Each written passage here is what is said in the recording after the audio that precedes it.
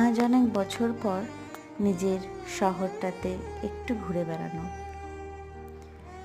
সেই ছোটবেলাকার মতন মায়ের হাত ধরে বাসে ওঠা, ট্রামে ওঠা, বাসে টিকিট নিয়ে খেলা করা, সব যেন আজ মনে পড়ে যাচ্ছিল।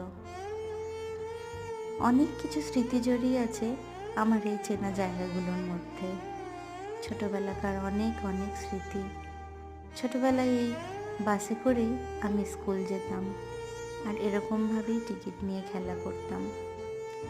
খুব মনে পড়ে যাচ্ছিল সেই দিনগুলোর কথা। আজ ছিল মায়ের সাথে কাটানো একটা সেরা দিন।